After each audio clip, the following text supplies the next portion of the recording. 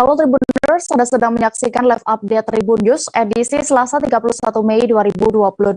Seperti biasa, kami akan sajikan informasi terkini dari berbagai daerah yang akan dilaporkan secara langsung oleh reporter kami di lapangan. Bersama saya Diamita, kurang lebih 1,5 jam ke depan, inilah live update selengkapnya. Kita menuju kabar pertama, Tribuners. Polisi memastikan wanita bernama Kasmawati, 32 tahun, asal Goa yang ditemukan meninggal dunia di kamar Wisma Himalaya, Makassar, tewas dibunuh. Hal itu diungkapkan Kapolres Pelabuhan Makassar AKBP Yudi Frianto saat merilis kasus itu di kantornya pada Senin 30 Mei siang kemarin. Terkait ini lebih detailnya akan dilaporkan oleh rekan kami, Muslimin Emba, reporter dari Tribun Timur yang sudah bergabung bersama kami. Silakan rekan. Ya, baik Dea dan Tribuners, dapat saya sampaikan Polres Pelabuhan Makassar telah merilis pengungkapan kasus temuan mayat di Wisma Himalaya pada 11 Mei lalu, di mana awalnya temuan mayat itu diduga terkait pengunjung Wisma yang sakit dan meninggal di kamar Wisma, namun belakangan setelah penyelidikan dilakukan oleh kepolisian, terungkap bahwa mayat perempuan bernama Kasmawati berumur 32 tahun asal Kabupaten Goa itu tewas dibunuh di kamar Wisma. Pembunuhnya adalah seorang cleaning service ataupun petugas bersih-bersih Wisma yang saban hari terus bertemu dengan Kasmawati. Adapun motif dari pembunuhan ini yaitu bermula ketika Kasmawati ataupun korban meminta dari Syama cleaning service ini untuk dibelikan es buah, namun oleh korban ataupun oleh Kasmawati dianggap terlalu lama sehingga Kasmawati pun emosi dan menampar sang petugas cleaning service ini. Dan Syama yang ditampar kemudian naik pitam juga lalu membalas terus memukul korban beberapa kali hingga membentukkan kepalanya ke tembok. Alhasil dari perbuatannya itu kemudian korban bernama Kasmawati ini dinyatakan meninggal dunia. Setelah itu pelaku membawa korban masuk ke kamar seolah-olah korban hanya terbaring sakit di atas kasur. Adapun pasal yang disangkakan dalam kasus ini yaitu pasal 338 KUHP pidana terkait pembunuhan yang mengakibatkan hilangnya nyawa seseorang dengan ancaman hukuman 15 tahun penjara. Ya. Baik, terkait ini juga rekan Emma sudah mendapatkan keterangan dari Kapolres Pelabuhan Makassar AKBP Yudi Frianto, berikut selengkapnya. Kejadian penemuan mayat pada hari Rabu tanggal 11 Mei 2022 pukul 20 yang bertempat di kos atau penginapan Himalaya di Jalan Tarakan nomor 92 Kelurahan Malimongan Tua, Kecamatan Maju, Kota Makassar. Dari hasil penyelidikan dan penyidikan pada saat ini bahwasanya Satreskrim Polres Pelabuhan Makassar sudah menemukan titik terang yaitu pelaku yang melakukan pembunuhan. Jadi korban atas nama A, inisial A, yang ditemukan di penginapan atau kos-kosan di Himalaya,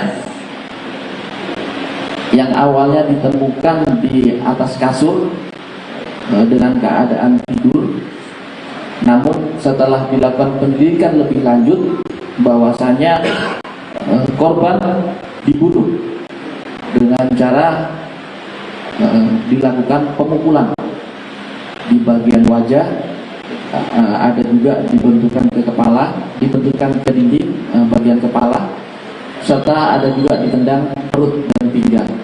Nanti kalau semuanya menanyakan tentang di mana titik fatal penyebab kematiannya, mungkin dari forensik akan menjelaskan. Kami akan menjelaskan masalah motif, yaitu motifnya awalnya ketersinggungan tersangka atas nama Y atau alias O. Jadi tersinggung, awalnya korban menyuruh Y untuk membeli es buah. Namun karena terlalu lama, korban atas nama A pada saat atas nama Y datang ke tempat kos-kosannya langsung menampar pelaku, sehingga pelaku merasa tidak dihargai dan naik pitam, langsung melakukan pemukulan terhadap korban.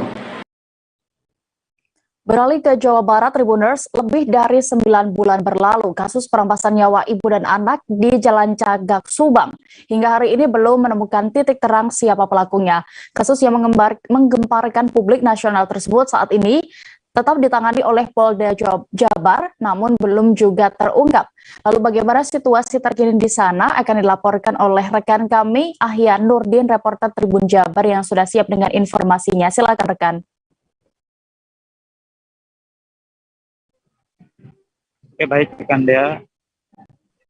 Baik pemirsa Tribun, saat ini saya melaporkan langsung dari Subang. Situasi terkini TKP kasus pembunuhan ibu dan anak hingga saat ini kondisinya rumah tersebut dalam kondisi kumuh, bahkan ditumbuhi rerumputan yang tingginya hampir seatap rumah. Sementara itu untuk garis polisi sendiri sudah lusuh, bahkan sudah terputus, dan sejauh ini belum ada pihak kepolisian yang mengganti garis polisi tersebut. Untuk kasus tersebut saat ini masih ditangani oleh Polda Jabar, namun sejauh ini puluhan saksi sudah diperiksa dan belum ada hasil mengarah ke salah satu tersangka ataupun pengungkapan dengan tersangka yang lainnya. Sementara di TKP sendiri juga ada salah satu benda yang hilang. Berdasarkan hasil pantauan kami tadi pagi, sebelum puasa lalu, masih di TKP tersebut masih ada sebuah mobil sedan berwarna biru merek BMW. Namun tadi pagi sedan tersebut di lokasi atau di TKP sudah tidak ada, belum ada keterangan resmi dari pihak keluarga. Namun setelah kami konfirmasi, salah satu anak dari korban bernama Yoris, beliau tidak mengetahui dan meminta kami untuk menanyakan langsung ke penyidik terkait hilangnya salah satu unit mobil jenis sedan tersebut. Sementara tadi sore juga pihak kepolisian telah diberitakan oleh Tribun Jabar langsung mengganti garis polisi yang sudah putus tersebut dengan garis polisi yang baru. Sejauh ini masyarakat masih menanti dan menunggu sejak 10 bulan, hampir 10 bulan kasus ini berlangsung. Namun sejauh ini belum ada hasil pengungkapan dari pihak kepolisian. Dan masyarakat pun mengaku selama rumah ini kosong, tidak ada sesuatu hal yang terlalu mencurigakan, atau bahkan mereka menganggap rumah ini walaupun sepi tapi tidak terlihat angker baik di siang hari maupun malam hari. Sementara lokasi di sekitaran TKP juga terlihat ada sebuah bendera merah putih yang sudah lusuh dan tak terawat karena rumah ini memang sudah 9 bulan lebih tidak ditempati karena masih dalam proses penyidikan pihak kepolisian dari Polda Jawa Barat. Demikian yang bisa saya laporkan langsung dari Subang, Jawa Barat. Kembali ke rekan Dea.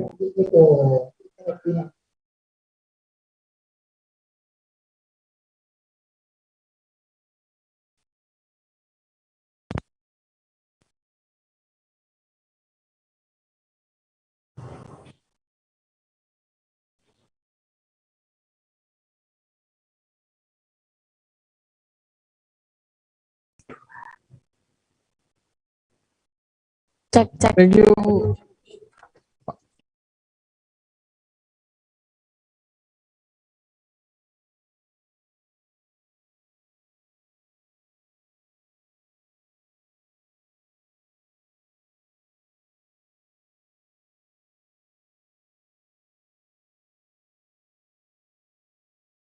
Kita menuju ke informasi berikutnya di Jawa Timur, Tribuners. Desa Beringin, Kecamatan Tambelangan, Kabupaten Sampang, Madura tiba-tiba geger pada Minggu 29 Mei 2022 lalu.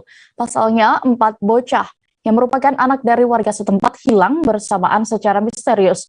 Bahkan oleh warga setempat, hilangnya sejumlah bocah itu dinilai disebabkan makhluk halus sejenis jin. Bagaimana fakta sebenarnya di lapangan dan perkembangan terkini di sana akan dilaporkan oleh rekan Hanggara Pratama yang sudah bergabung bersama kami. Silakan rekan. Rekan Dea, kami melaporkan bahwa atas pengakuan salah satu korban, insiden itu bermula saat keempat korban hendak berangkat mengaji, tepatnya setelah azan maghrib. Saat di tengah perjalanan tiba-tiba dihadang seseorang yang menyerupai guru ngajinya, dan keempat korban diajak menuju sungai melewati semak belukar. Padahal pada saat kejadian, informasi dari warga setempat, guru ngaji yang sebenarnya sedang berada di Kecamatan Banyuates. Maka dari itu hilangnya sejumlah anak tersebut jadi misteri dan masyarakat sempat menyimpulkan perbuatan makhluk halus yaitu jin seperti itu. Adapun saat warga melakukan pencarian, sebenarnya korban sempat mendengar suara panggilan warga yang mencari keberadaannya. Namun orang yang menyerupai guru ngajinya itu melarang untuk menjawab panggilan warga tersebut. Dan adapun upaya polsek setempat saat empat korban belum ditemukan, mencoba menghubungi BPBD Kabupaten Sampang guna membantu mencari keberadaan keempat korban, namun beruntung keempat korban segera ditemukan sebelum bantuan datang. Seperti itu kan, Baik, terima kasih rekan Hanggara Pratama untuk laporan Anda dari Madura. Selamat kembali bertugas. Masih di Jawa Timur, Tribuners, kecelakaan lalu lintas terjadi di Jalan Raya Madiun, Caruban, tepatnya di Kecamatan Balerejo, Kabupaten Madiun pada hari ini Selasa 31 Mei 2022. Bus Sugeng Rahayu dengan nomor polisi W7216UZ terguling melintang ke tengah jalan. Selengkapnya terkait kronologi kejadian dan apa juga penyebabnya akan dilaporkan oleh rekan Sofian Chandra Arif, reporter Tribun Jatim, yang sudah siap dengan informasinya. Silakan. Ya, selamat sore rekan Dea, selamat sore Tribuners. Dapat dilaporkan hari ini bus Sugeng Rahayu jurusan Yogyakarta Surabaya terguling di Jalan Raya Madiun, Surabaya, tepatnya di Desa Jeruk Gulung, Kecamatan Balerejo, Kabupaten Madiun. Bus Sugeng Rahayu nopol W7216UZ tersebut melintang di tengah jalan hingga menyebabkan kemacetan di jalan nasional tersebut. Kanit Gakum Satlantas Polres Madiun Ibda Roni Susanto tadi mengatakan bus tersebut membawa 34 penumpang beserta 3 kru bus atau awak bus, yaitu sopir, kernet, dan kondektur. Hingga sampai saat ini dari 34 penumpang tersebut, 19 diantaranya mengalami luka ringan dan saat ini dirawat di RSUD Caruban. Tidak ada satupun penumpang yang mengalami luka berat termasuk ketiga kru bus tersebut. Untuk kronologi kecelakaan sendiri bermula saat bus Sugeng Rahayu yang dikemudikan Suwarto, warga Kabupaten Salatiga, Jawa Tengah, berusaha mendahului bus Sugeng Rahayu yang lain, yaitu bus Sugeng Rahayu jurusan Wonogiri Solo Surabaya nopol W7183UY. Setelah berhasil mendahului bus tersebut, bus yang terguling ini melihat ada truk berjalan searah sehingga ia banting setir ke kiri karena takut akan menabrak bus yang ada di depannya. Lalu ternyata setelah membanting ke kiri, di jalur tersebut ada pengendara sepeda motor sehingga ia banting setir ke kanan sehingga oleng lalu terguling di tengah jalan. Saat ini ketiga kru bus sudah diamankan Satlantas Polres Madiun untuk dilakukan penyelidikan lebih lanjut. Untuk armada bus sendiri mengalami banyak kerusakan di bodi bagian sisi kiri atau bagian bawah saat bus terguling. Selain itu kaca-kaca sebelah depan, belakang, dan kiri juga mengalami pecah. Sedangkan saat ini bus diparkirkan di SPBU Kecamatan Balerejo, Kabupaten Madiun. Sekian dia laporan dari Kabupaten Madiun. Baik, terkait insiden kecelakaan ini, rekan Chandra juga sudah melakukan wawancara bersama sejumlah pihak terkait. Berikut liputan lengkapnya. Pak ya dari tadi? Ya dari awal sudah ngebut-ngebutan lah. Gitu. Jam berapa tadi berangkat dari Sragen? Ya, 11-an. Bapak nama lengkap? Joko Purnomo. Purnomo. Oke. Berarti nggak tabrakan sama kendaraan lain Pak ya? Kurang tahu Pak, tadi posisi saya lagi ngantuk. Oh, terus tiba-tiba ngerem mendadak gitu? Iya, tahu-tahu saya udah tunggu sama orang-orang gitu. Oh gitu. Tapi ada yang sempat penumpang yang berdarah nggak tadi Pak? Ada yang luka-luka gitu? Di rumah sakit Pak ya? Tadi kondisi penumpang penuh nggak Pak? Ya penuh. Penuh Pak ya? Kalau jalan sendiri dari mana Pak? Dari Ngawi Pak. Dari Ngawi Pak ya?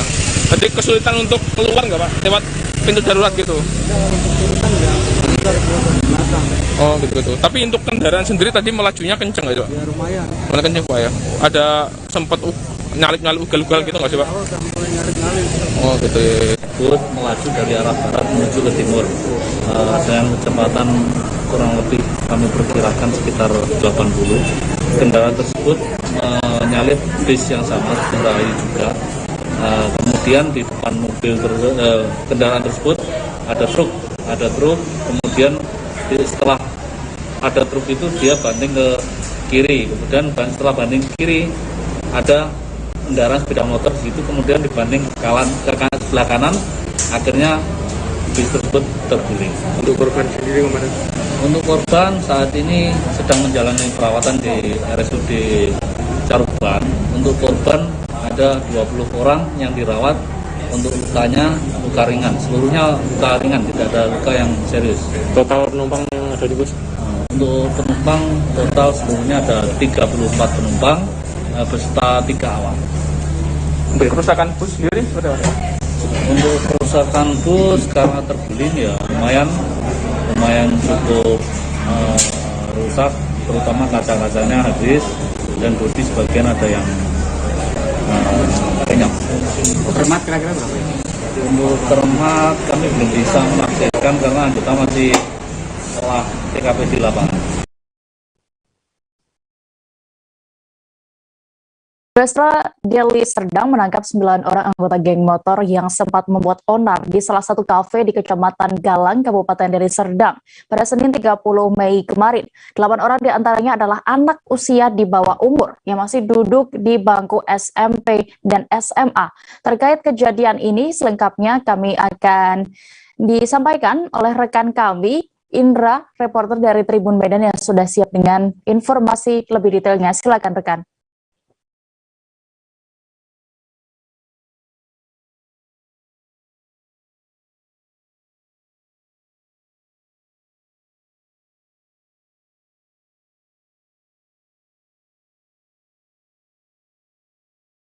Halo rekan Indra. Halo. Ya, silakan rekan Indra dengan laporan Anda. Ya, saat ini kasus pengerusakan yang dilakukan oleh geng motor Garuda Hitam asal Lubuk Pakam, Kabupaten Deli Serdang ini masih terus dilakukan didalami oleh pihak kepolisian Polresta Deli Serdang. Jadi kasus ini pengerusakan terjadi di salah satu kafe yang berada di Kecamatan Galang. Kejadian tersebut terjadi pada malam minggu, tepatnya pada tanggal 28 Mei lalu, di mana sekitar 100 orang geng motor ini yang menggunakan kurang lebih sekitar 50 kendaraan sepeda motor ini mendatangi salah satu kafe tempat di mana diduga geng motor Zervanos ini berkumpul. Jadi di sana mereka melakukan aksi balas dendam mengingat pada tanggal 22 Mei lalu itu salah satu anggota geng motor Garuda Hitam ini disebut telah dianiaya oleh kelompok geng motor Zervanos. Pada saat itu kondisinya sedang sepi di salah satu kafe tersebut karena memang mereka melakukan penyerangan sekitar pukul 24 malam. Jadi pada saat itu mengingat jumlah anggota geng motor Garuda Hitam ini banyak, kelompok dari geng motor Zervanos sendiri ini melarikan diri dan pelarian diri tersebut membuat anggota kelompok geng motor Garuda Hitam ini menjadi mengamuk dan merusak salah satu kafe yang ada di Kecamatan Galang tersebut. Nah, sejauh ini ada 9 orang yang sudah diamankan oleh Polresta Deli Serdang, termasuk 18 diantaranya adalah anak-anak yang masih di bawah umur. Jadi dari usia mereka ini mulai dari 14 tahun sampai dengan 17 tahun dan mereka ini masih tercatat sebagai pelajar SMP maupun SMA setingkat di Kabupaten Deli Serdang. Untuk saat ini pihak kepolisian menjerat seluruh pelaku ini dengan pasal 170 subsidiar pasal 406 KUHP dengan ancaman hukuman maksimal penjara 5,5 tahun. Kembali ke studio. Baik, terima kasih rekan Indra. Dan berikut Tribuners keterangan dari Kombes Irsan Sinuhaji selaku Kapolresta Deli Serdang selengkapnya. Dari hasil kegiatan tersebut, 2 dapat diamankan awalnya. Awalnya 2 dapat diamankan oleh Polsek Galang, Pakar Papua. Kemudian dari Polsek Galang 3. Kemudian pada tanggal 29, karena mereka mendengar ada anggotanya yang ditangkap polisi, mereka rencana mau berkumpul lagi nih, melakukan aksi balas lagi pada geng lawannya. Namun kegiatan ini bisa dan berhasil digagalkan oleh personil Polsek Galang dan personil Polsek Pakar Papua yang sedang melakukan kegiatan rutin kami patroli gabungan yang dilakukan setiap malam. Sehingga niat mereka untuk melakukan pembalasan yang selanjutnya tidak berhasil. Nah, kemudian dari hasil pengembangan seperti yang rekan-rekan lihat di depan, ada 9 orang pelaku yang dapat kita amankan. Mereka semua ini masih di bawah. Nah, jadi dalam penanganannya kita juga berkoordinasi dengan Lapas ya, agar penanganan tepat. Selanjutnya kepada mereka para pelaku kita beri pasal 170 ayat 1 subsidiar pasal 4061 KUH pidana ya. Jadi nanti rekan-rekan bisa mungkin bertanya lebih lanjut terhadap kejadian ini. Adapun barang bukti yang berhasil kita amankan tadi di depan rekan-rekan sudah lihat.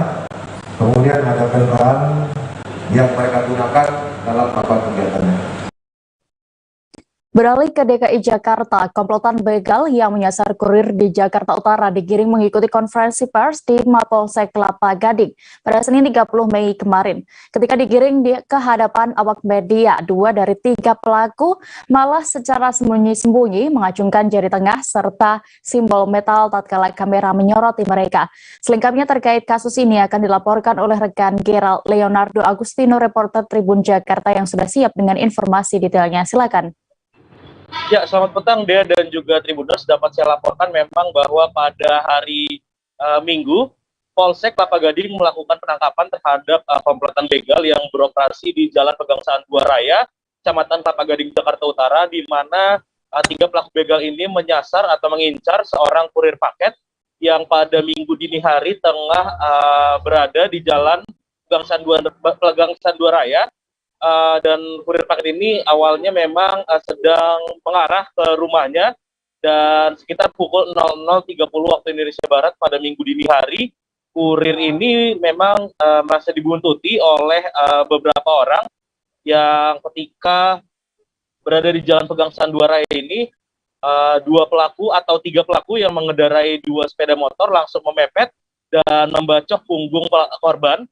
Yang dari sini korban langsung berteriak minta tolong, dan teriakan minta tolong korban ini memang didengar oleh warga setempat yang langsung berupaya melakukan penangkapan dengan awalnya mengerubuki para pelaku. Namun memang pada Minggu dini hari itu salah satu pelaku yang berhasil ditangkap, sementara 2 pelaku lainnya berhasil melarikan diri. Dari sini Dea dan juga Tribuners, ketika penangkapan memang ada salah satu anggota Mapolsek Kelapa Gading yang memang sedang melakukan patroli ikut terlibat dalam upaya menangkap satu pelaku ini, pelaku utama yaitu MI yang melakukan pembacokan terhadap punggung korban Nanang Fadli. Dan dari penangkapan pelaku utama ini atau eksekutor yang membacok punggung korban ini, polisi langsung melakukan pengembangan dan tidak kurang dari 24 jam polisi juga sudah mengamankan 2 pelaku lainnya, yakni AD dan juga HA, yang 2 pelaku lainnya ini ditangkap tak jauh dari kawasan Kelapa Gading, Jakarta Utara. Memang Dea dan juga Tribuners, ketiga pelaku ini juga langsung dibawa ke Mapolsek Kelapa Gading untuk melakukan penyidikan lebih lanjut, dan pada hari Senin tepatnya 30 Mei 2022 kemarin, polisi melakukan konferensi pers dan menggiring para pelaku ini di hadapan awak media, di mana memang ketiga pelaku ini dipasangkan atau dikenakan baju oranye khas tahanan, begitu pula dengan penutup muka yang dibolongi di bagian bola matanya dan juga area sekitar hidung dan mulut. Dan Dea dan juga Tribuners dapat saya laporkan berdasarkan pantauan di lokasi dalam konferensi pers Senin kemarin, memang seperti tak ada penyesalan 2 dari 3 pelaku ini menunjukkan gestur-gestur tak biasa, gestur-gestur yang seakan-akan menunjukkan bahwa mereka ini bangga dengan aksinya, di mana ketika kedua pelaku ini dijajarkan di depan awak media, kedua pelaku ini menunjukkan atau mengacungkan jari tengah dan juga jari simbol metal yang memang dilakukan secara sembunyi-sembunyi sebelum akhirnya mereka digiring kembali ke tahanan untuk mempertanggungjawabkan perbuatan mereka. Adapun terhadap 3 pelaku, aparat Polsek Kelapa Gading menerapkan pasal 365 KUHP tentang pencurian dengan kekerasan dengan ancaman hukuman sekitar 12 tahun penjara. Kembali ke Anda, Dea. Baik, terkait ini rekan Gerald juga sudah mendapatkan keterangan dari Kapolres Metro Jakarta Utara, Kombes Pol Wibowo. Berikut keterangan lengkapnya. Pencurian dengan kekerasan yang terjadi pada hari Minggu tanggal 29 Mei 2022 sekitar pukul 00.30 waktu Indonesia bagian Barat atau setengah 1 malam dengan TKP di Jalan Pegangsaan 2 Kelapa Gading, Jakarta Utara. Rekan-rekan sekalian, dapat saya sampaikan sedikit kronologisnya bahwa korban yaitu saudara Nanang dalam perjalanan pulang setelah bekerja ini diikuti atau dibuntuti oleh 3 orang yang tidak dikenal dan kita duga sebagai pelaku, dan sampai di TKP yaitu di Jalan Pegangsaan 2 Kelapa Gading berhasil memepet korban, di mana salah satu orang yang kita duga sebagai pelaku tadi langsung membacok punggung korban dengan menggunakan senjata tajam jenis celurit. Atas kejadian ini korban berhenti dan para pelaku lainnya mencoba untuk mengambil handphone, termasuk mencoba untuk merampas atau merebut paksa sepeda motor milik korban. Di sini terjadi perlawanan yang dilakukan oleh korban, yaitu saudara Nanang tadi, yang melakukan perlawanan terhadap ketiga orang tadi sambil berteriak minta tolong. Tribuners, kami akan jeda sejenak, tetaplah di live update Tribun News. Oke, apa kabar Bang Arif di sini untuk strateginya? Kalau saya sendiri di Game Week 37 ini yang semalam baru mulai, saya udah sebenarnya aku nggak ngerasa itu penangkapan atau penggerbegan atau apapun itu, karena gitu posisinya aku kriteria. Jadi kita mengenal disebut dengan stroke yang tidak berdarah dengan stroke yang berdarah. Stroke yang tidak berdarah itu biasanya ditandai dengan adanya penyumbatan. Kalau itu penyumbatan di sini mungkin pikirnya tidak ke situ kali ya, tapi kalau di Korea atau di Kamboja itu ada beberapa paper yang saya itu mas ya dulunya tukang koran. Oh gitu ya, tukang koran ya, saya baca itu tuh kan, pernah baca kan ya. Jadi kalau saya jadi tangga itu udah bersyukur banget si anak ini dijadikan sebagai tersangka begitu ya. Kalau Ini kita bicara yang di luar kasus Sidoarjo ya. Dengan nama hujan shower, di mana terdapat batas jelas antara daerah hujan dan tidak hujan yang biasanya terjadi pada fase awal macro stage atau tahap Berbahaya itu Kang. Jadi mulai artinya terjadinya perlembekan. Nah itu untuk penetrasi akan sulit. Gitu ya.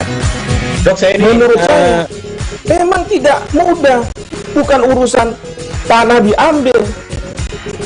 Kalau misalnya Amerika Serikat sekarang, Rasulullah mengatakan dalam sebuah hadis bahwa berpuasa di 6 hari Syawal itu. Oke, apakah Bang Arif di sini untuk strateginya?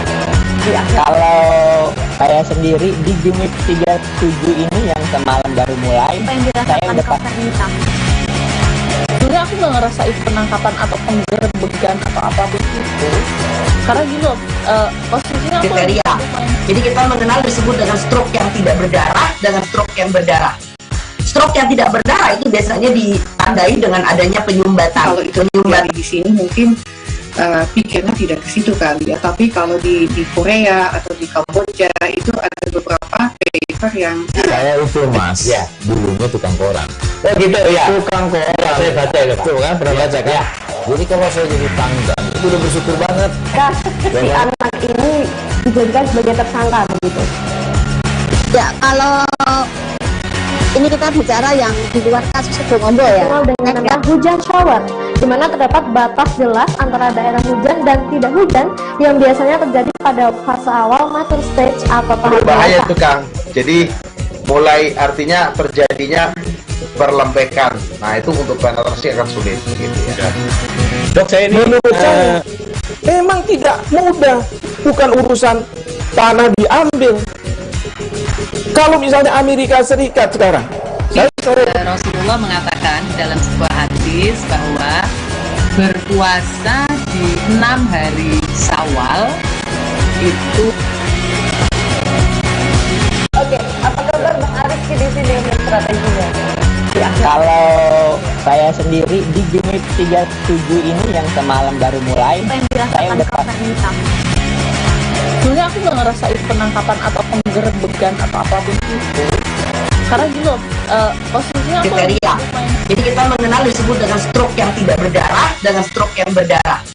Stroke yang tidak berdarah itu biasanya ditandai dengan adanya penyumbatan. Kalau itu penyumbatan di sini mungkin pikirnya tidak ke situ kali ya, tapi kalau di Korea atau di Kamboja itu ada beberapa paper yang saya itu Mas, ya dulunya tukang koran.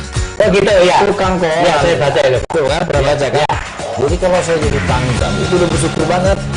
Si anak ini dijadikan sebagai tersangka begitu.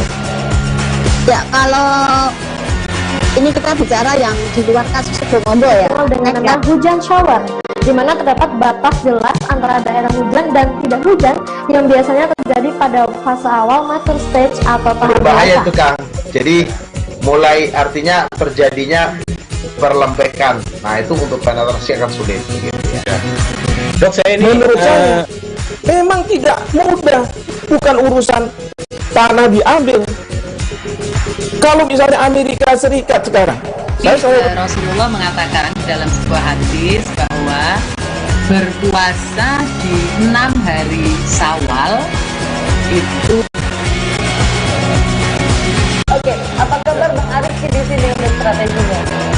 Kalau Terima kasih Anda masih menyaksikan live update Tribun News. Kita menuju kabar berikutnya. Pegiat media sosial Adam Denny dituntut 8 tahun penjara terkait kasus pelanggaran undang-undang atau UU ITE. Tuntutan itu dibacakan oleh Jaksa Penuntut Umum dalam sidang lanjutan yang digelar di Pengadilan Negeri Jakarta Utara pada Senin 30 Mei 2022 kemarin.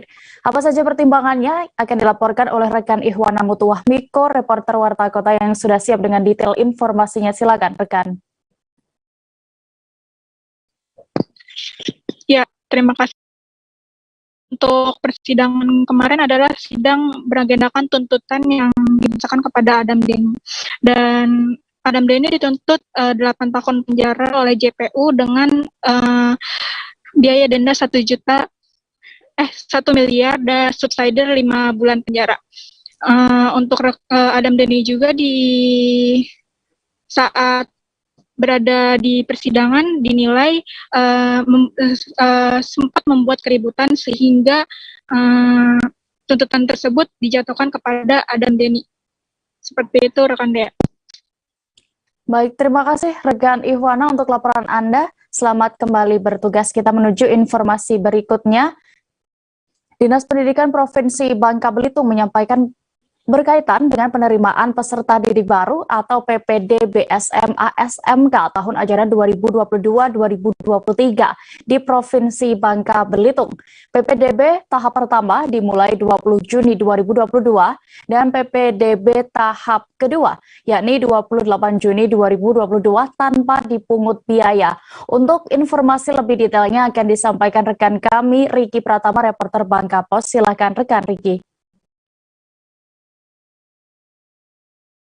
Dea dan Tribuners dimanapun berada, bahwa pada hari ini saya akan melaporkan terkait Dinas Pendidikan Provinsi Bangka Belitung yang telah menyampaikan berkaitan dengan penerimaan peserta didik baru atau PPDB tahun 2022 hingga 2023 yang akan dimulai pada 20 Juni 2022 mendatang.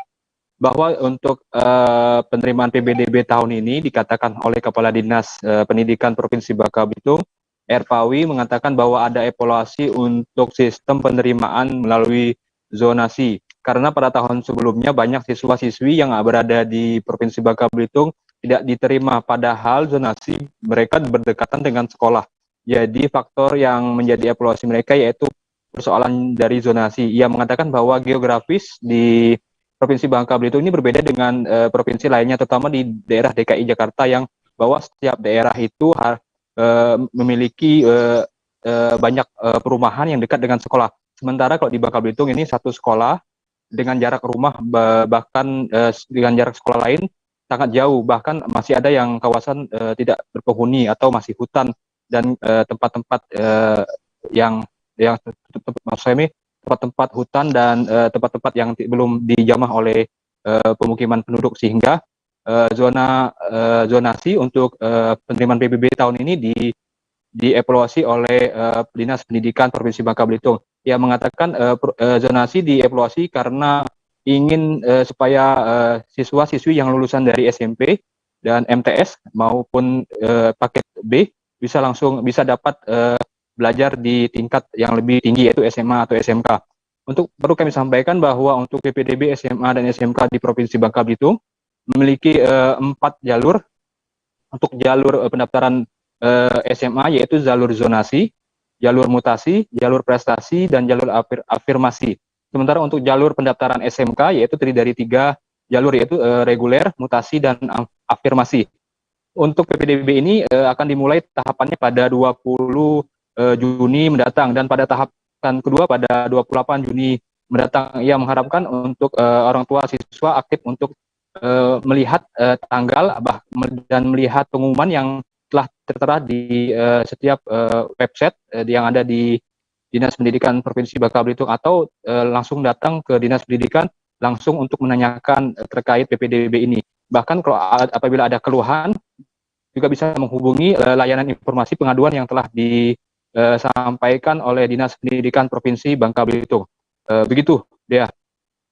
Baik, terima kasih rekan Riki Pratama untuk informasi Anda. Selamat kembali bertugas. Kita beralih ke Kaltara, Tribuners.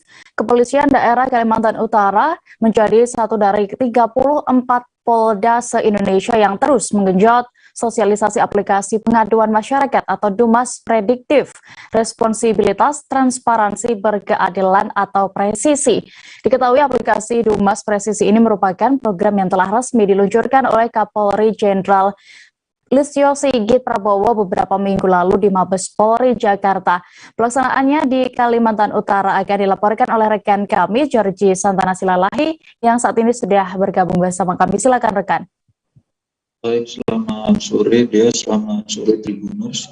Benar yang disampaikan beliau bahwasannya adanya aplikasi presisi, kemudian sosialisasi rumah DUMAS ini atau bisa dikenal pengaduan masyarakat adalah sebagai bentuk upaya kehadiran Polda Kaltara di Satuan Hukum Provinsi Kalimantan Utara, khususnya di mana daerah ini memiliki keanekaragaman suku, adat, dan budaya. Bahwasannya juga yaitu Kapolda Kaltara Irjen Pol Daniel Aditya Jaya, masyarakat bisa mengaksesnya melalui media Dumas Presisi, dan fungsi adanya media tersebut sebagai salah satu fungsi pengawasan. Tak hanya itu, Daniel menuturkan kalau peran yang diambil dari Kapolri saat ini sangat menetapkan kebijakan program prioritas Kapolri, yaitu transformasi Polri yang presisi, kemudian mencakup 4 bidang seperti transformasi bidang organisasi, operasional, kemudian pengawasan, dan transformasi pelayanan publik.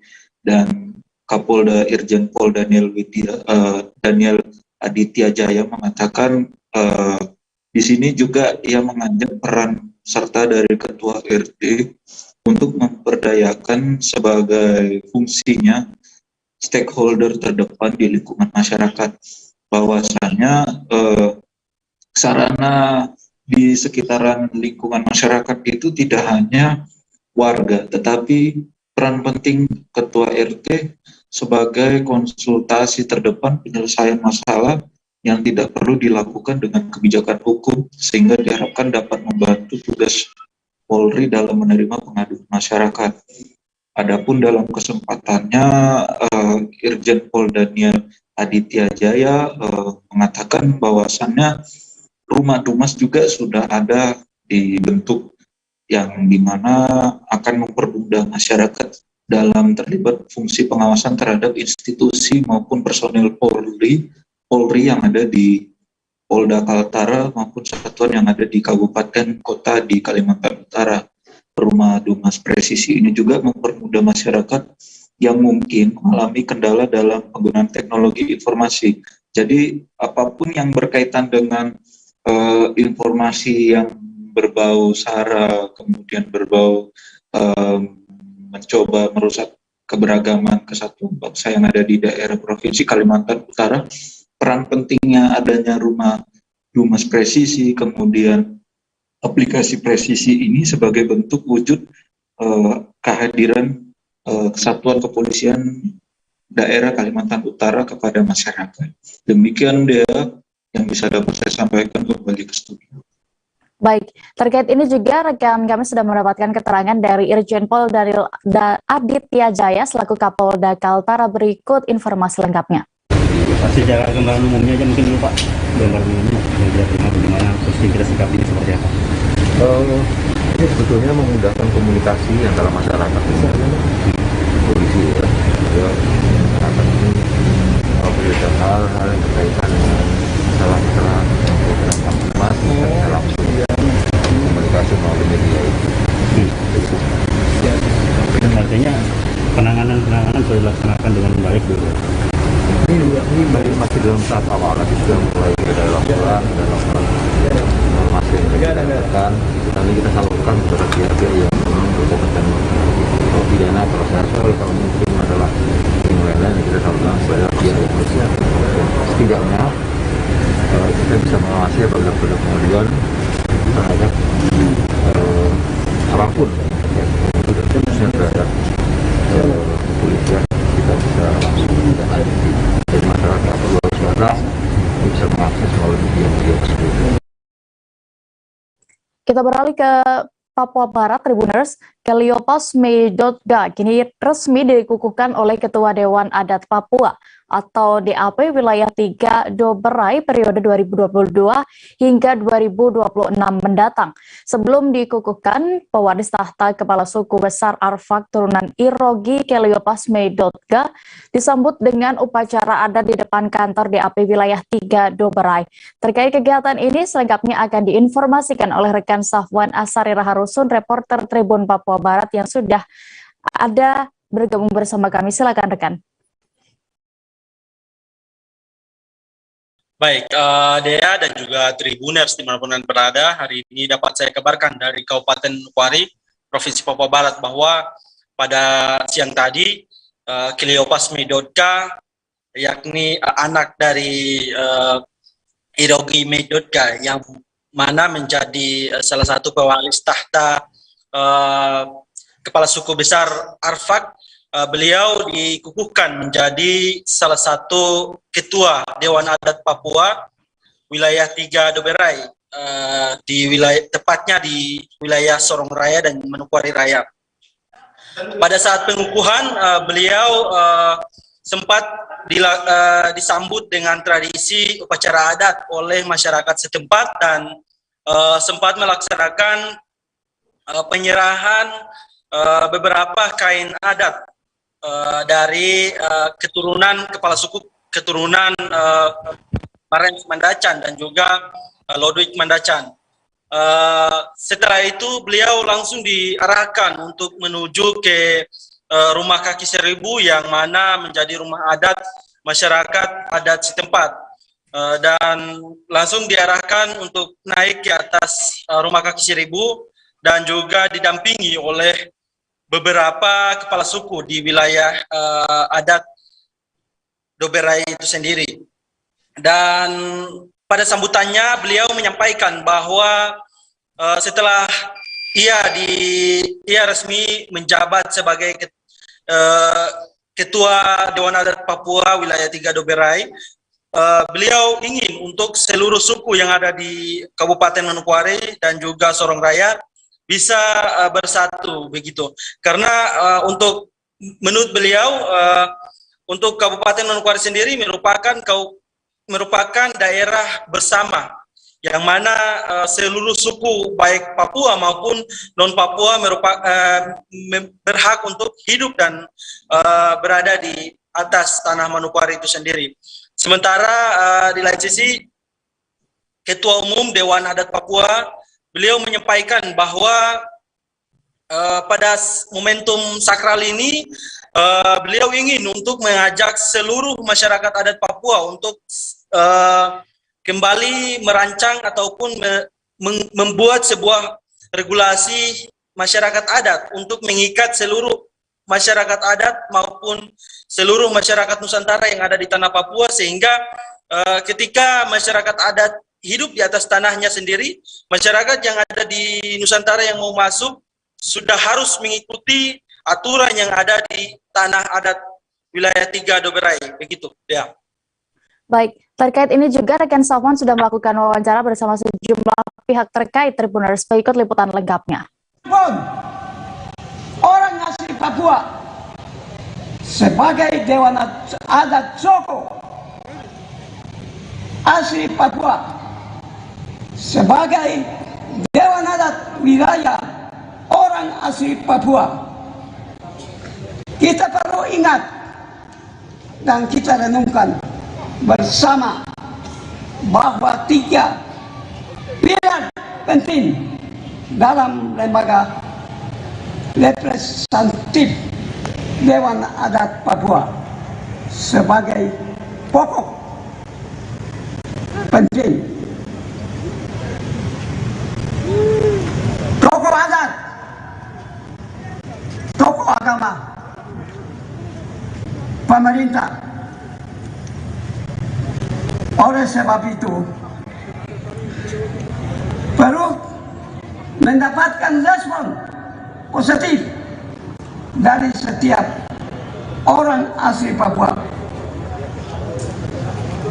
Mana orang Papua, pemuda Papua, perempuan Papua, anak-anak adat di atas tanah Papua ini.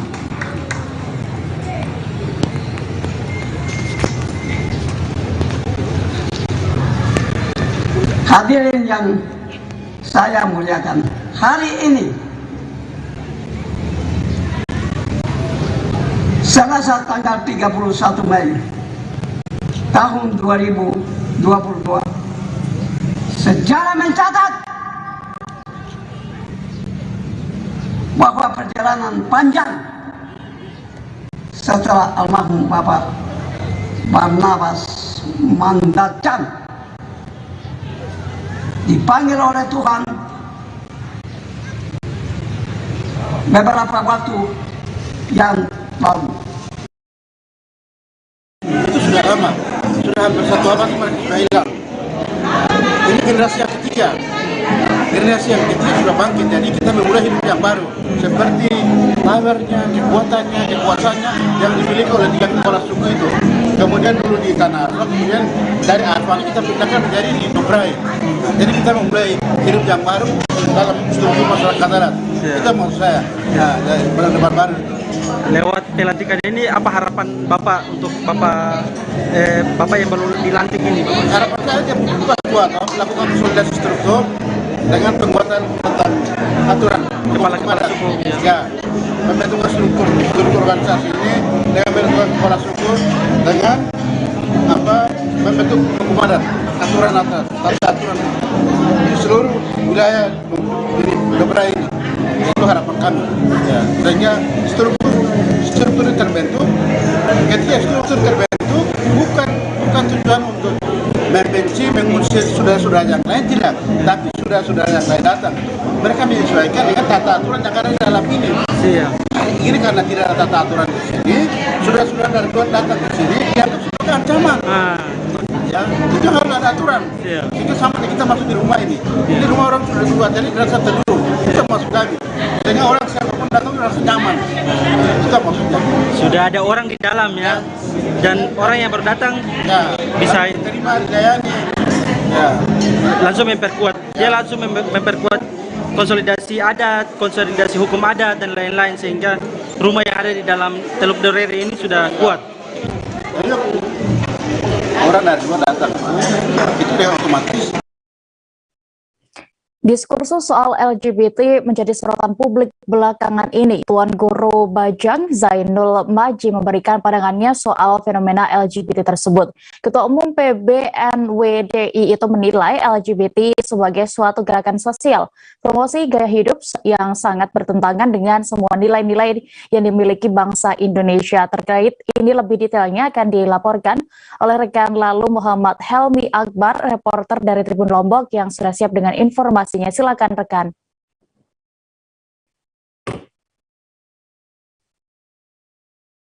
Baik, terima kasih rekan Dea. Saya lalu Muhammad Helmi Akbar mengabarkan langsung dari Lombok, Nusa Tenggara Barat.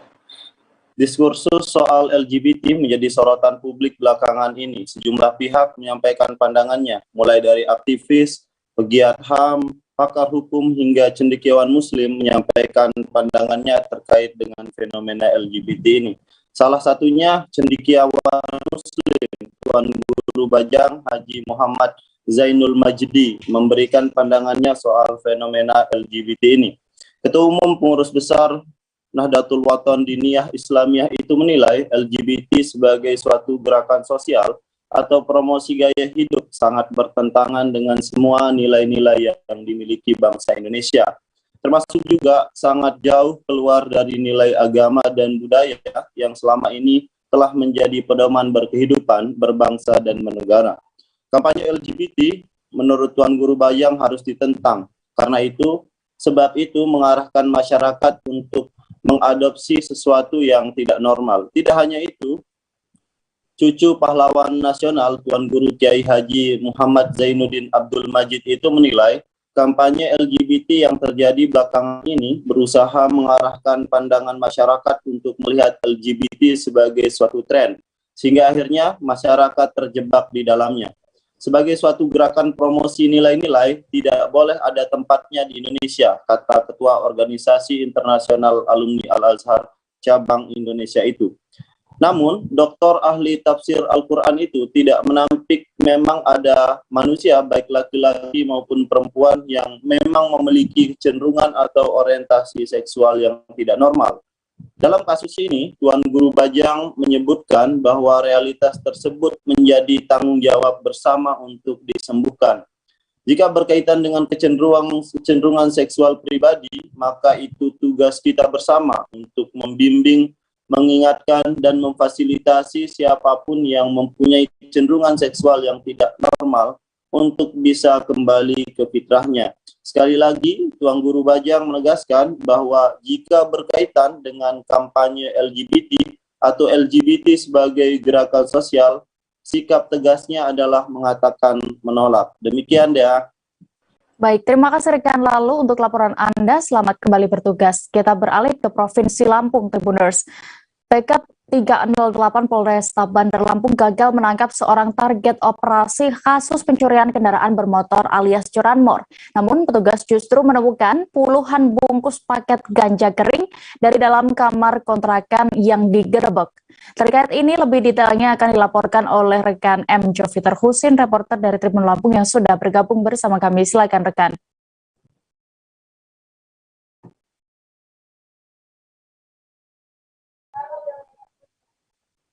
Baik, terima kasih Dea.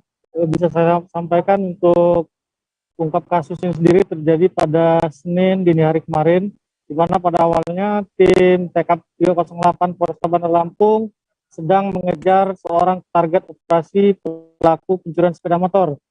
Namun sayangnya pelaku yang dicari tersebut tidak berada di tempat. Adapun lokasi pencarian terhadap pelaku pencurian ini di wilayah Panjang Bandar Lampung. Namun dari hasil penggeledahan, aparat menemukan belasan bungkus lakban warna kuning yang berisi ganja kering. Adapun ganja tersebut diduga merupakan hasil dari jaringan Aceh. Untuk saat ini, aparat kepolisian masih melakukan pengembangan lebih lanjut untuk menangkap jaringan ganja yang ada di Bandar Lampung. Sementara Kasat Narkoba Polresta Bandar Lampung, Kompol Gigi Andri Putranto menyatakan masih menyelidiki untuk kemungkinan pelaku lainnya. Sementara pelaku sendiri yang sudah dikantongi identitasnya sedang dilakukan pengejaran lebih lanjut oleh Satreskrim Polresta Bandar Lampung. Demikian Dea. Baik, terima kasih rekan Joviter. Dan berikut Tribuners keterangan dari Kompol Devi Sujana selaku Kasat Reskrim Polresta Bandar Lampung terkait kasus ini, selengkapnya kami tampilkan. Ungkap kasus tindak pidana narkotika. Jadi pada saat tadi malam TK Satreskrim melakukan penggerebekan terhadap salah satu PO operasi sikap di daerah Panjang, ya. Ketika dalam penggerebekan rumah PO tersebut di salah satu kontrakannya atas nama Yoga tersebut ditemukan barang bukti sejumlah berapa kotak? 23. Ini 8 kotak besar berisi ganja, kemudian juga ini yang kotak kecil, ya kalau ditotal semuanya sekitar 8,5 kg, ya. Jadi ini pemilik ini diduga kuat atas nama Yoga, pemilik kontrakan tersebut yang merupakan memang salah satu PO operasi sikat, ya. Kemudian kami berkoordinasi dengan Sat Narkoba untuk pengembangan selanjutnya. Ya. Dari lokasi ditemukan apa gitu?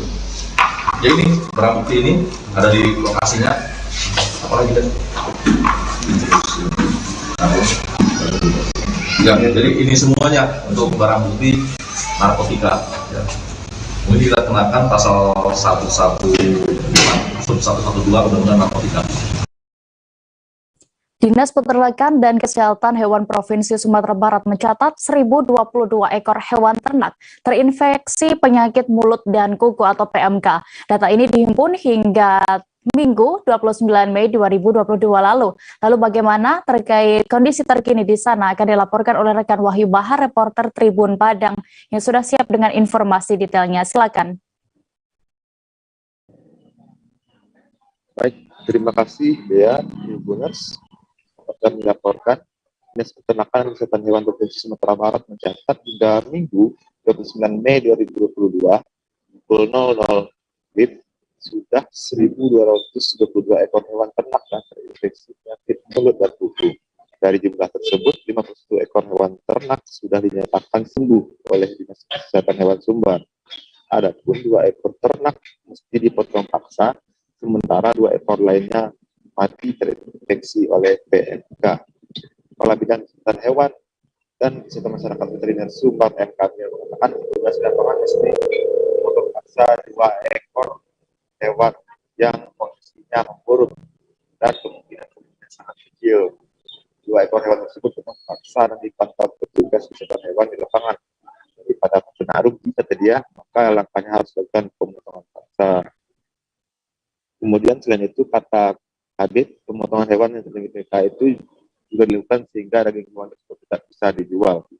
Dari data yang dihimpun, 1.222 ekor hewan ternak yang terinfeksi PMK ini tersebar di 13 kabupaten kota yang ada di Sumatera Barat, sementara 6 daerah lainnya masih nihil kasus PMK yang menyerang hewan ternak.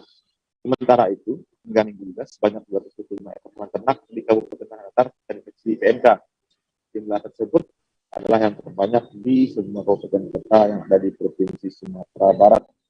Jadi, di Tanah Datar itu, PMK tersebar di 10 kecamatan dan 22 nagari.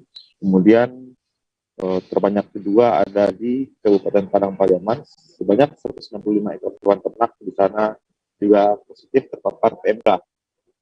Lebih lanjut, 4 ekor hewan di Padang Pariaman sudah dinyatakan sembuh oleh petugas kesehatan. Kemudian kasus PMK di Padang Pariaman disebar di 9 kecamatan dan 17 nagari. Kemudian terbanyak ketiga ada di Kabupaten Agam. Di Agam sendiri ada 147 hewan ternak yang terinfeksi, 118 ekor diantaranya ialah sapi dan 29 ekor lainnya ialah kerbau. Jadi itu ya data yang kami himpun dari Dinas Peternakan dan Kesehatan Hewan Provinsi Sumatera Barat.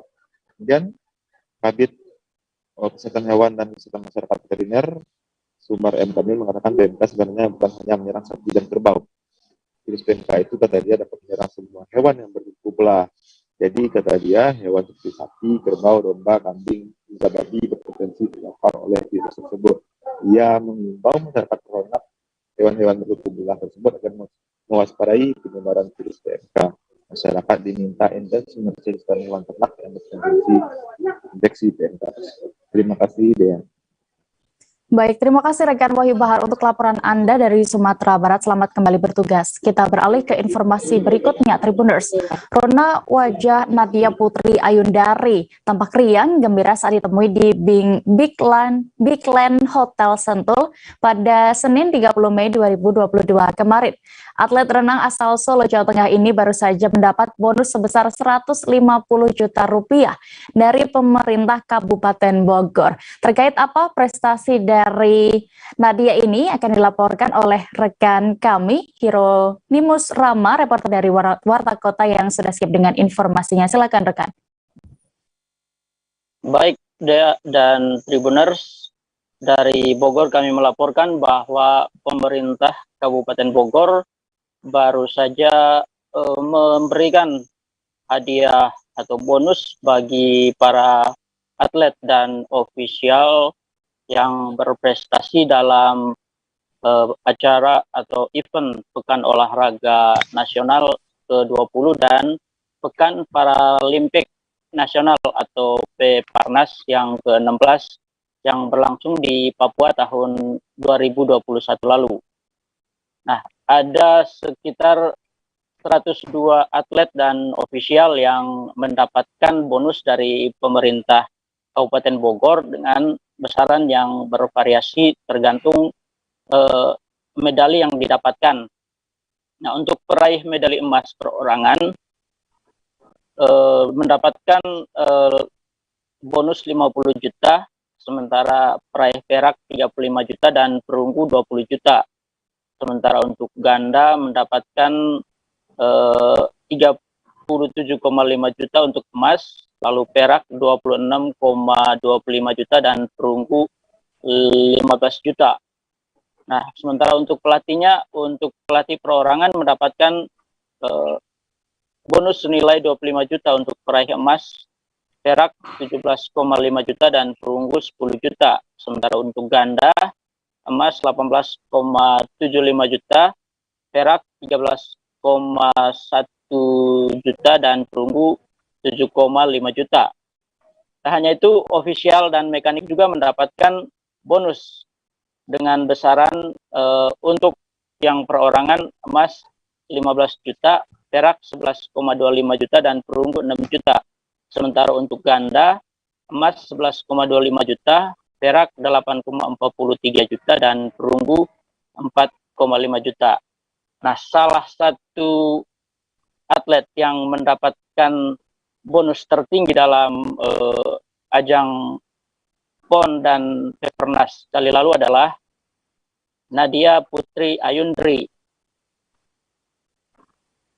Atlet renang asal Solo ini mendapatkan 150 juta dari Pemkad Bogor karena berhasil menyabet 3 emas dalam Pekan Paralimpik Nasional yang digelar di Papua tahun 2021 lalu. Nah, Nadia mendapatkan 3 emas untuk nomor 50 meter gaya kupu-kupu, 50 meter gaya punggung, dan 100 meter gaya dada di klasifikasi S3 untuk S13 untuk tunanetra ringan. Nah, karena dia mendapatkan 3 emas, maka setiap keping emas yang diraihnya mendapatkan bonus 50 juta, sehingga dia berhak untuk mendapat bonus 150 juta dari pemerintah Kabupaten Bogor. Nah, kepada tim Tribun Network saat ditemui di Hotel Big Land Sentul kemarin, dia mengaku akan menggunakan uang itu untuk membeli rumah. Demikian laporan kami dari Bogor, Dea dan Tribuners. Baik, terkait ini rekan Hiro juga sudah melakukan wawancara bersama Nadia Putri Ayundari, atlet renang asal Solo, Jawa Tengah. Berikut liputan lengkapnya. Kan kakak tadi mendapat apresiasi paling besar ya di antara yang lain. Perasaannya gimana sih kak? Rasanya seneng ya, kayak udah dapat apresiasi dari kabupaten. Seneng sih kak. Oh gitu. Untuk medalinya sendiri yang didapatin apa aja kak? 3 nomor perorangan, nomor 50 gaya 50 meter gaya punggung, sama 100 meter gaya dada. Semua itu emas. Berarti kemarin dapat 3 emas ya waktu PON ya? Dapat 3 emas waktu Peparnas. Oh, Peparnas. Oh. Nah, kalau boleh tahu uang dari hasil Peparnas ini, dari pemberian Pemda ini nanti digunakan untuk apa? Digunakan kalau rencana saya ingin beli rumah. Beli rumah. Di rumah ya. Terus kedepannya nanti akan ada perlombaan lain yang bakalan kakak ikutin atau gimana? Untuk kedepannya event paling dekat itu pada bulan November. Jadi persiapan buat itu dulu. Jadi sampai bulan November nanti sekarang lagi persiapan ya, persiapan untuk pepaten. Targetnya emas juga. Targetnya pasti emas lagi. Semoga diterima. Nah, Terima kasih kak. harapan dari Pak sendiri terhadap dukungan dari Pemda seperti ini apa? Kalau harapan saya semoga Pemda bisa terus mendukung atlet-atletnya untuk lebih berprestasi, karena kan pemberian bonus ini juga akan memberi motivasi yang lebih besar lagi buat atlet-atlet daerah. Nah, untuk apresiasi seperti ini baru kali ini atau sebelum-sebelumnya sudah pernah dapat? Dulu sudah pernah dapat sih. Ya, semoga kedepannya dipertahankan dan lebih baik lagi. Informasi berikutnya masih dari Jawa Barat, Tribuners. Kisah sukses pemuda di Jasinga Bogor yang merupakan pengrajin berbahan dasar dari limbah kayu yang berhasil berbisnis rakpot bunga berbahan kayu di masa pandemi COVID-19. Terkait bagaimana bisnis ini dan juga situasi di sana akan dilaporkan oleh rekan Amar, reporter Tribun Bogor yang sudah bergabung bersama kami. Silakan rekan.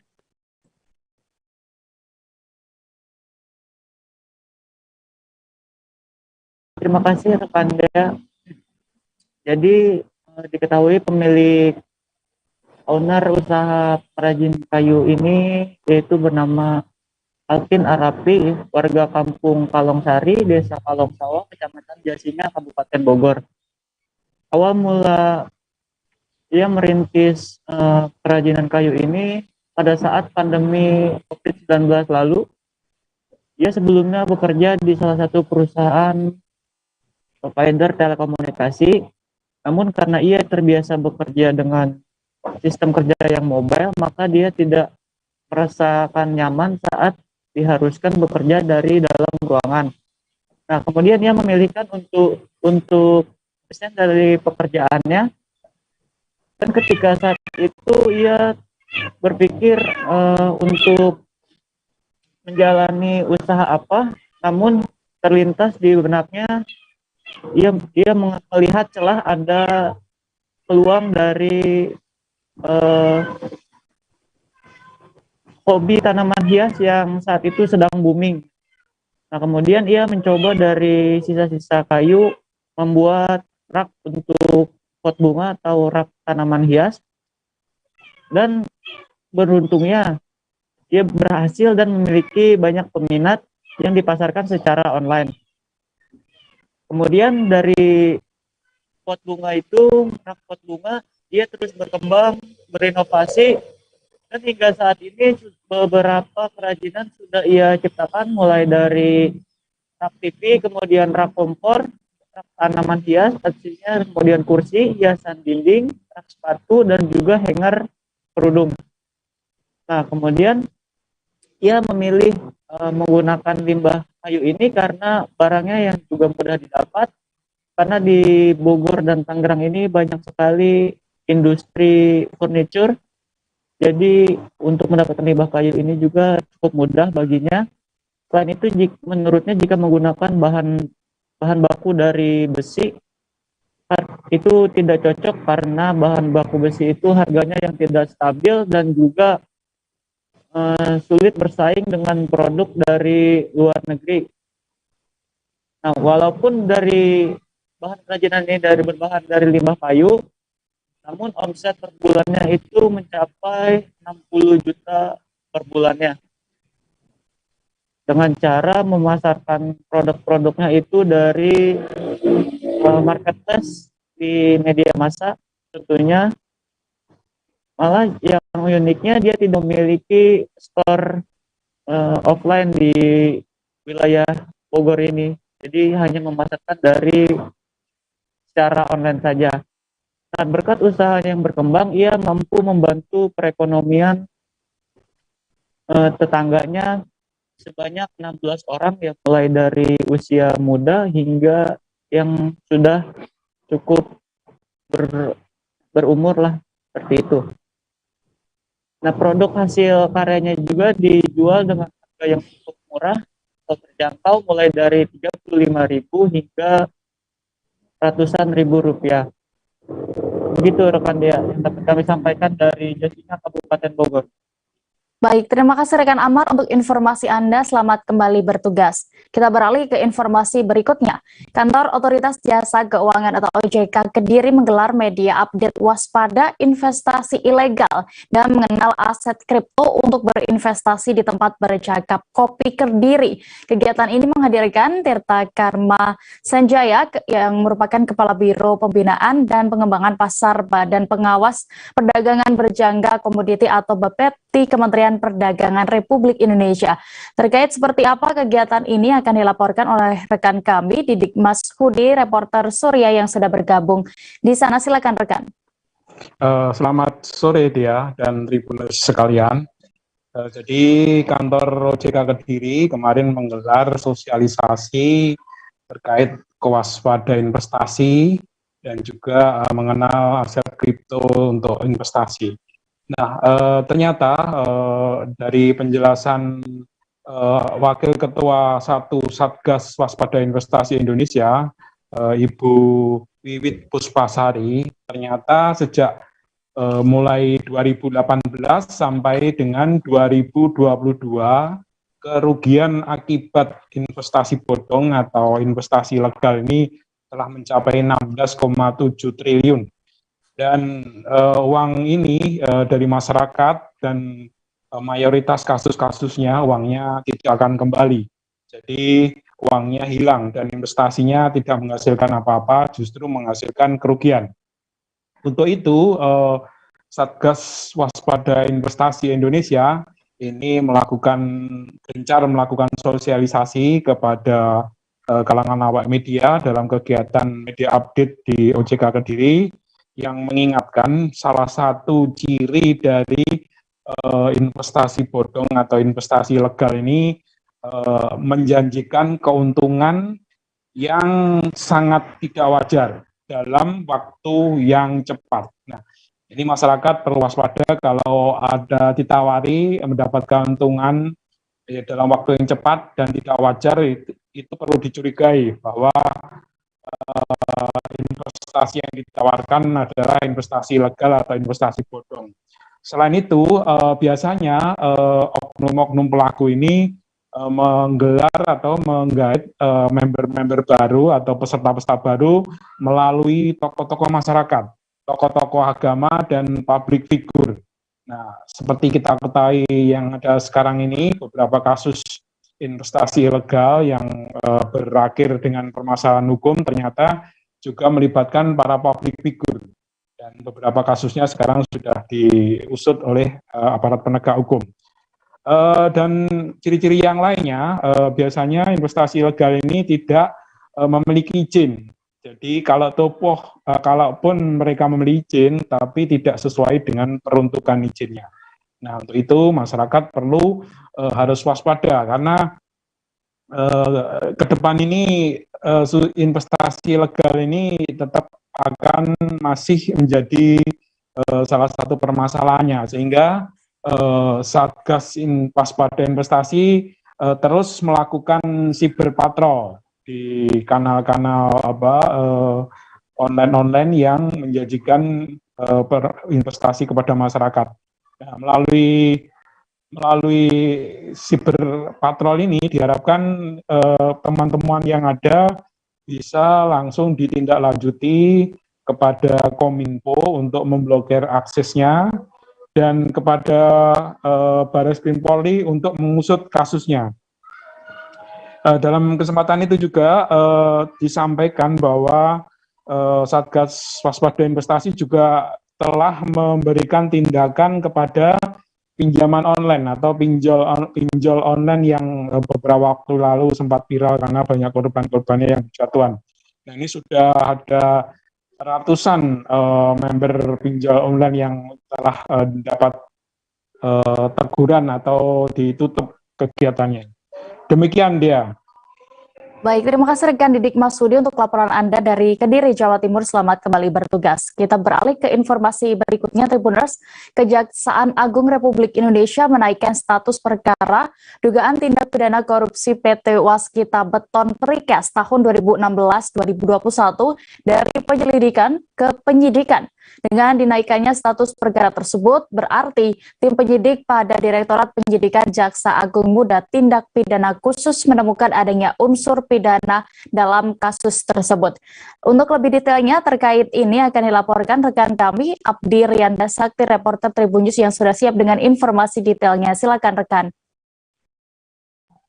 Ya, terima kasih Dea. Selamat sore Tribuners sekalian. Saat ini saya berada di kantor Kejaksaan Agung RI Jakarta untuk melaporkan langsung terkait dinaikannya status perkara dugaan korupsi PT Waskita Beton Precast dalam masa periode tahun 2016 hingga 2021 dari penyelidikan ke penyidikan. Dengan dinaikannya status perkara tersebut berarti tim penyidik dari Direktorat Penyidikan Jaksa Agung Muda Tindak Pidana Khusus menemukan adanya unsur pidana dalam kasus tersebut. Kapus Penkum Kejaksaan Agung, Ketut Sumedana, menyebut adanya dugaan penyelewengan dana kegiatan yang tidak sesuai dengan ketentuan di sejumlah kegiatan oleh PT Waskita Beton Precast. Dalam kasus dugaan penyelewengan itu, kerugian negara ditaksir mencapai 1,2 triliun. Adapun dugaan penyelewengan dana dari PT Waskita Beton Precast ini, yakni pertama adalah pembangunan proyek Tol Krian, Legundi, Bunder, dan Manyar atau KLBM di Jawa Timur. Kedua, pekerjaan untuk memproduksi tetrapod dari PT Semutama. Ketiga, terdapat pengadaan batu split dengan penyedia PT Misi Mulia Metrikal. Selanjutnya, pengadaan pasir oleh rekanan atas nama PT Mitra Usaha Rakyat atau PT MUR. Dan terakhir, terdapat permasalahan atas transaksi jual beli tanah plan di Bojonegoro, Serang. Kejaksaan Agung sendiri sudah menggeledah 3 kantor, yakni pada 18 Mei 2022 di kantor Pusat PT Waskita Beton Prekes dan Plan Karawang PT Waskita. Kemudian pada 19 Mei Kejaksaan Agung menggeledah Plan Bojonegara di Serang, Banten. Dalam penyelidikannya, Kejaksaan Agung sendiri sudah memeriksa sebanyak 17 orang saksi dan melakukan penyitaan sejumlah dokumen-dokumen. Meski begitu, sejauh ini Kejaksaan Agung belum menetapkan tersangka dalam kasus dugaan korupsi ini.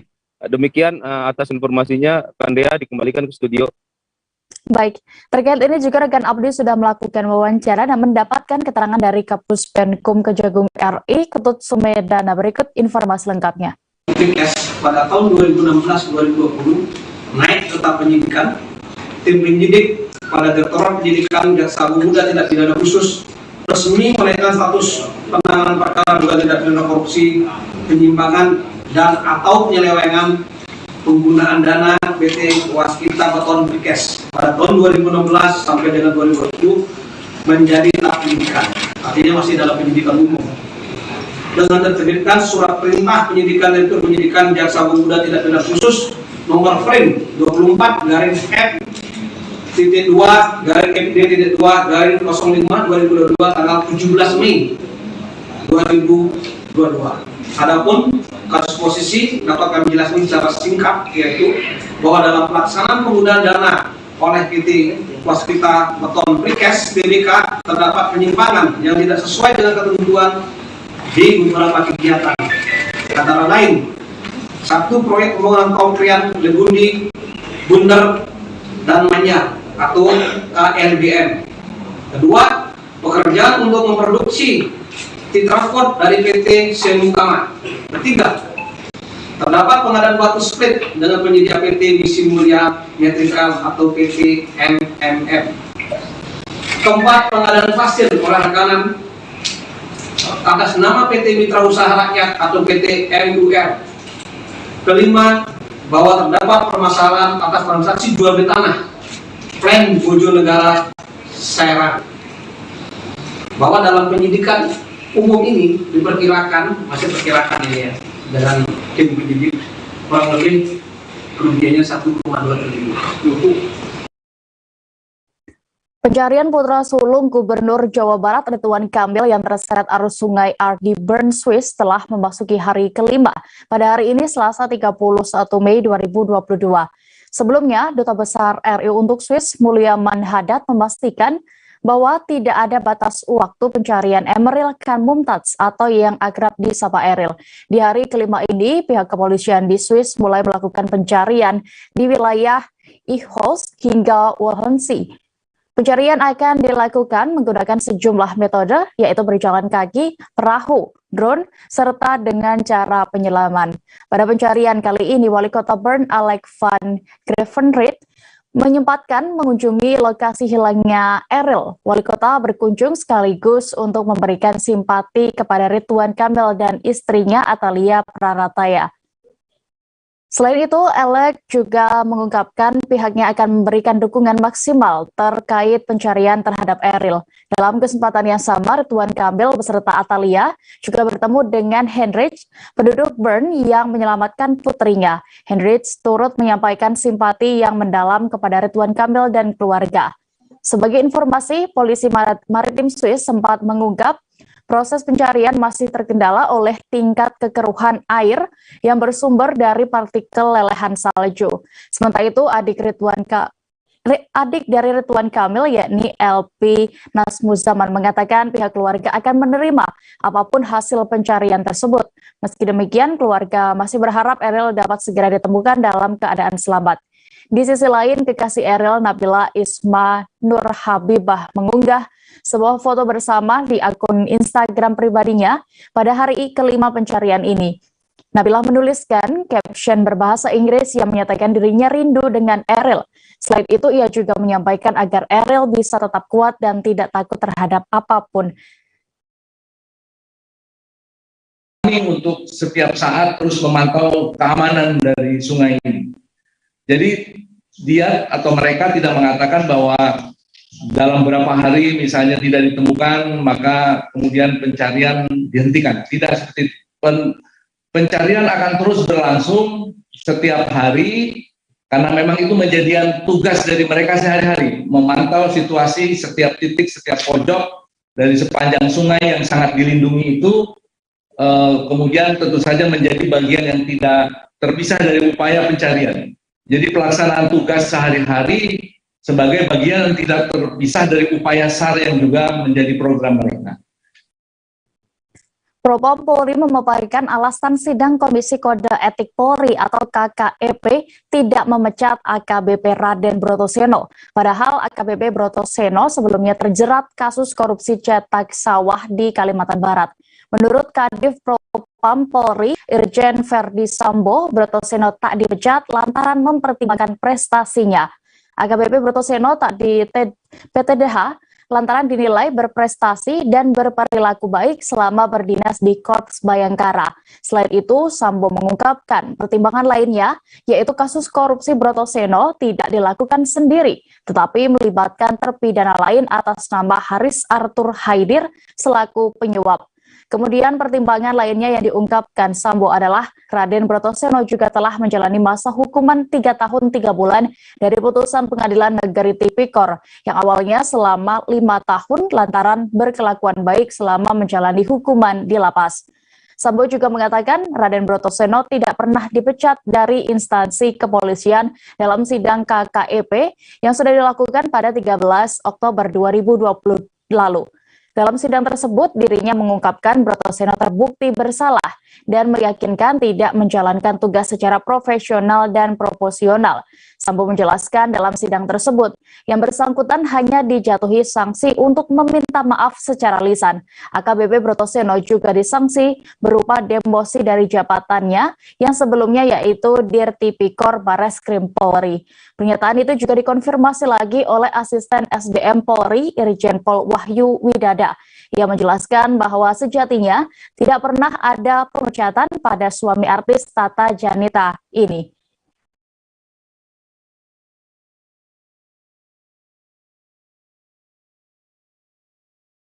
Nanti saya cek dulu, tanpa kasih Propam nanti saya cek dulu, ya.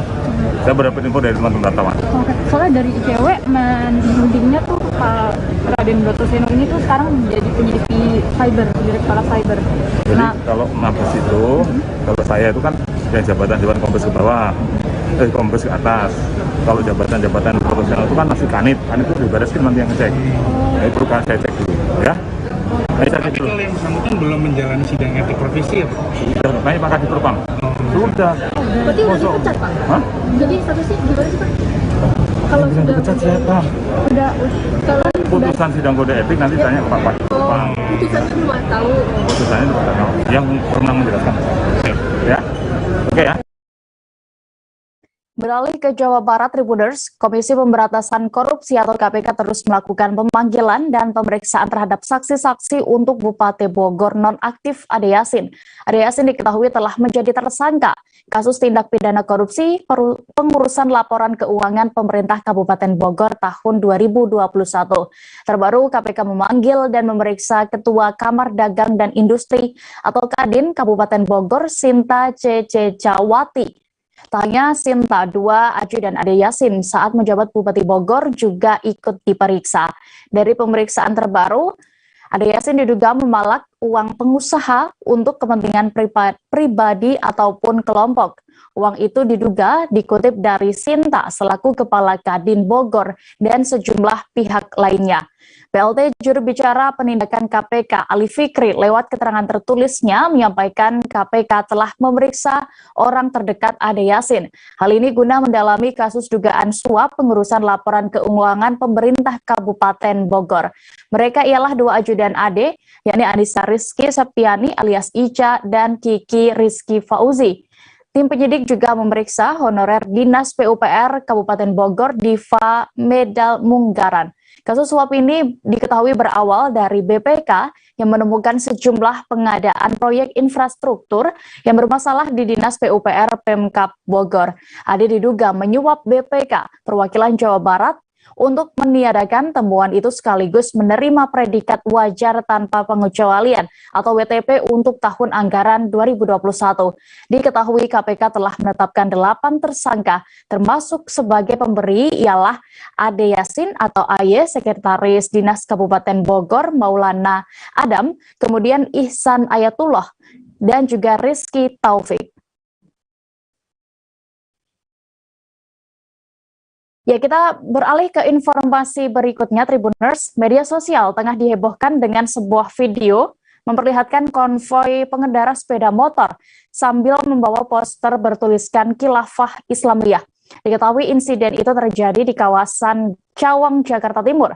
Ternyata aksi itu tidak hanya pernah terjadi di Jakarta, tetapi juga pernah ada di daerah lain di Indonesia. Tak hanya Polda Metro Jaya, Badan Nasional Penanggulangan Terorisme atau BNPT juga turut menyelidiki aksi konvoi ini. BNPT menduga aksi konvoi motor yang memboyong poster khilafah dari kelompok Khilafatul Muslimin. Direktur Pencegahan BNPT, Brigjen Pol Ahmad Nur Wahid dalam keterangannya hari ini, Selasa 31 Mei, menyatakan konvoi itu pernah terjadi di Brebes, Jawa Tengah. Mereka mengkampanyekan tegaknya sistem khilafah sebagai solusi umat yang dilakukan oleh kelompok Khilafatul Muslimin. Ahmad menuturkan bahwa kampanye tersebut sejatinya memiliki visi dan ideologi yang sama dengan Hizbut Tahrir atau HTI yang telah dibubarkan dan dilarang oleh pemerintah beberapa waktu lalu. Pihaknya menyebut genealogi Khilafatul Muslimin tidak bisa dilepaskan dari Negara Islam Indonesia atau NII, sebab sebagian besar tokoh kunci dalam gerakan ini merupakan mantan NII. BNPT telah mengkoordinasikan pemerintah daerah, Forkopimda di seluruh wilayah NKRI untuk mewaspadai gerakan ini, karena bertentangan dengan falsafah bangsa dan berpotensi melahirkan gerakan terorisme. Diketahui mulanya video itu diunggah oleh akun Twitter @biduk17 pada Minggu 29 Mei lalu. Dalam konvoi tersebut, puluhan pemotor yang mengenakan pakaian berwarna hijau membawa poster bertuliskan Khilafah Islamiyah. Kabid Humas Polda Metro Jaya, Kombes Pol Indra Zulpan mengatakan pihaknya tidak membenarkan aksi pemotor yang membawa poster Khilafah Islamiyah itu. Menurutnya, aksi para pemotor itu juga tidak sesuai dengan peraturan perundang-undangan bahwa bangsa Indonesia ini bukan berdasarkan khilafah. Polda Metro Jaya akan mendalami dan memanggil pembuat video viral tersebut. Komisi Pemilihan Umum atau KPU menyetujui usulan pemerintah terkait durasi kampanye pemilu 2024 mendatang, yakni hanya 90 hari. Hal ini dikatakan Ketua KPU Hashim Asy'ari selesai bertemu dengan Presiden Joko Widodo pada Senin 30 Mei 2022 kemarin. Durasi masa kampanye ini lebih pendek dari wacana KPU sebelumnya, yaitu 120 hari. Pertimbangan pihaknya menyetujui durasi masa kampanye pemilu 2024 mendatang selama 90 hari adalah tidak terjadinya pembelahan sosial atau politik yang berkepanjangan. Selain itu, masa kampanye selama 90 hari juga dapat mengantisipasi hal-hal yang berkenaan dengan keamanan. Sehingga Hashim menegaskan bahwa durasi masa kampanye selama 90 hari tidak dipandang terlalu problematik. Ketua KPU RI Hashim Asy'ari mengatakan durasi masa kampanye 90 hari itu bukan hal baru. KPU maupun DPR dan pemerintah dalam pelaksanaan pemilu sebelumnya juga mengusulkan durasi yang sama. Hashim menambahkan durasi masa kampanye 90 hari sudah mendapatkan titik temu saat awal pembahasan. Namun seiring waktu berjalan muncul usulan lainnya, misalnya 75 hari. Saat usulan tersebut muncul, KPU kemudian menindaklanjuti dengan melakukan simulasi untuk mengetahui bagaimana implikasinya terhadap tahapan lainnya. Kini keputusan KPU RI menetapkan durasi masa kampanye pemilu 2024 tinggal menunggu persetujuan DPR RI. Namun menanggapi itu, pengamat komunikasi politik Jamiluddin Ritonga menyatakan durasi kampanye Capres yang hanya 90 hari dinilai terlalu singkat. Mengingat jangkauan wilayah yang luas, dinilai cukup sulit seorang capres dapat berkampanye ke seluruh penjuru Indonesia. Terlebih menurutnya, kebiasaan masyarakat Indonesia adalah merasa kenal dengan pemimpinnya jika bertemu langsung. Dengan kurun waktu tersebut dikhawatirkan akan menyulitkan capres untuk dikenal bila tidak menemui masyarakat. Informasi tadi sekaligus menutup perjumpaan kita dalam live update sore ini. Tribuners, lantaran masih di tengah pandemi, kami kembali mengingatkan untuk Anda tetap menerapkan protokol kesehatan dimanapun berada meski sudah mendapatkan pelonggaran dari pemerintah. Jangan lupa juga Tribuners saksikan acara berikutnya live update petang di seluruh kanal YouTube Tribun Network. Saya Demita beserta kru yang bertugas pamit. Terima kasih dan sampai jumpa.